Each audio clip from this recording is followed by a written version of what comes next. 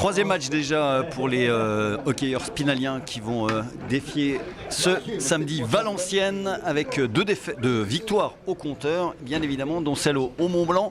Mont-Blanc, l'ancien club d'Hugo Sarlin que l'on rejoint. Bonjour Hugo. Bonjour à tous. Bon, un petit mot d'abord sur cette rencontre, toujours un peu particulière, même si vous avez déjà fait beaucoup de clubs.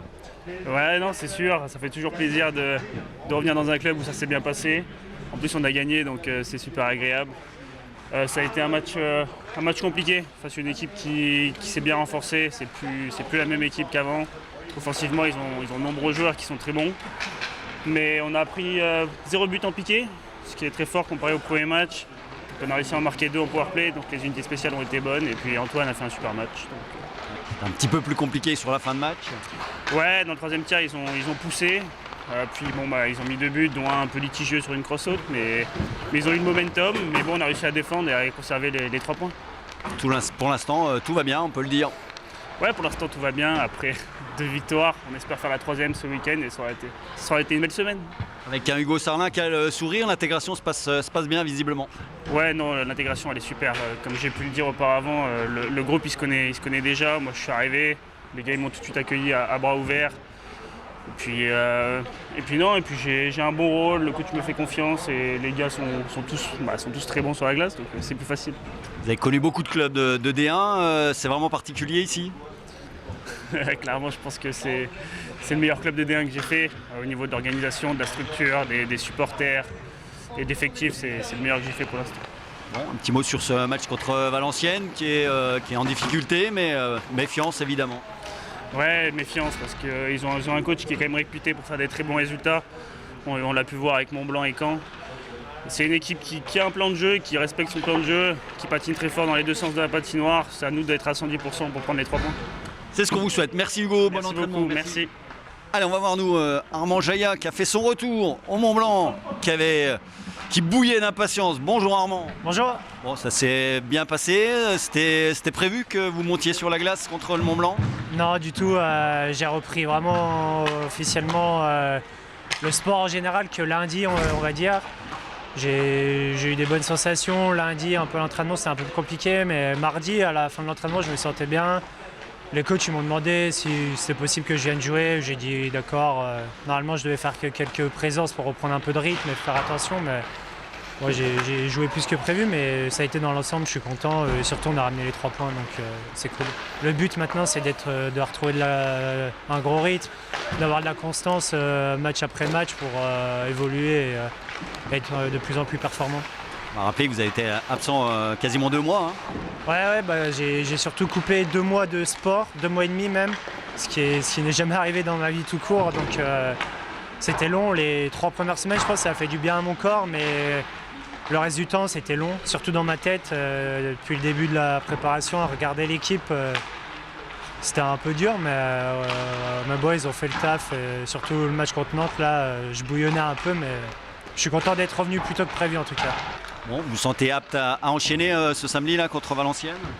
Ouais, dans ma tête oui, après physiquement j'espère aussi. En tout cas je mets tous les ingrédients pour arriver en forme et être efficace et aider l'équipe à aller chercher les 3 points. Merci, bon entraînement. On va aller voir Nico Martin. Merci Armand. Allez, Nico Martin qui est tout au bout là-bas. Qui on va prendre des nouvelles de l'effectif. Bonjour Nicolas, il est en train de lasser ses patins. Bonjour à vous. Bon, le moral au plus haut, j'imagine, après cette belle victoire mercredi. Ouais, vraiment, je tiens à vraiment féliciter les gars parce que mercredi, c'était énorme ce qu'ils ont réussi à faire là-bas à Mont-Blanc. Avec des absents. Hein.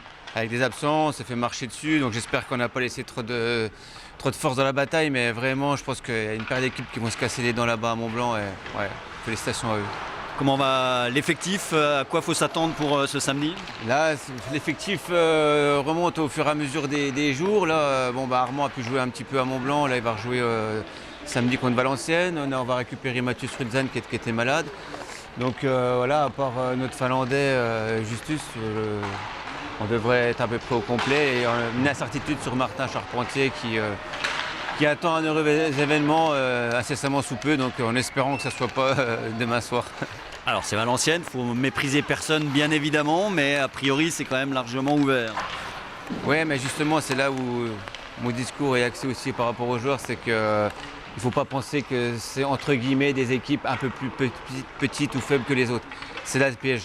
Parce qu'on a pu se rendre compte, même là avec ce début de championnat, qu'il n'y a vraiment rien d'acquis pour n'importe quelle équipe.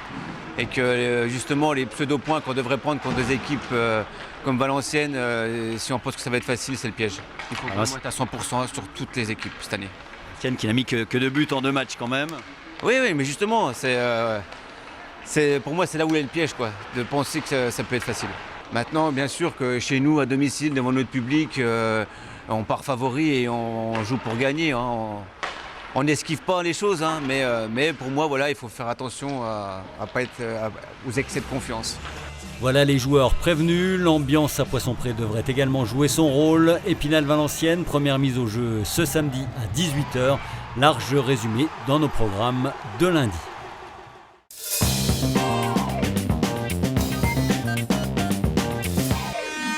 Dans le reste de l'actualité sportive du football, avec le 5e tour de la Coupe de France, tirage archi favorable pour le SAS qui se déplacera chez le tombeur de Ramonchamp sur ses images au tour précédent, la formation meusienne de Beonne-Longeville. Encore plus pour l'US Raon l'étape chez le Petit Pousset du Grand Est. Malgré un avantage hiérarchique de 2 divisions, le Estaon devra se méfier à Sedan. Saint-Dié-Kellerman se rendra à Romilly, que les Déodaciens avaient éliminé au même stade de la compétition l'an passé.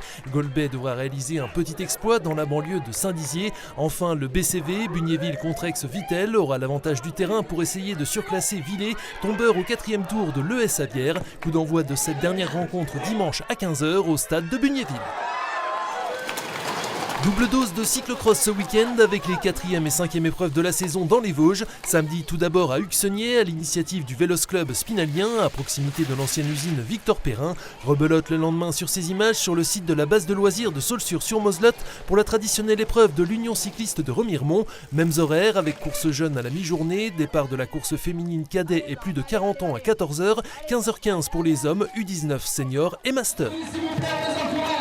Enfin au rayon des courses nature, place ce week-end à la 2e édition du Trail à Cholet. Nouveauté, des courses pour les 6-15 ans le samedi de 14h à 16h. Dimanche, 2 formats au choix, un 28 km pour 1000 mètres de dénivelé positif dont le départ sera donné à 9h devant l'hôtel de ville. Les concurrents du court format s'élanceront 1 heure plus tard pour 12 km et 450 mètres de montées et descentes.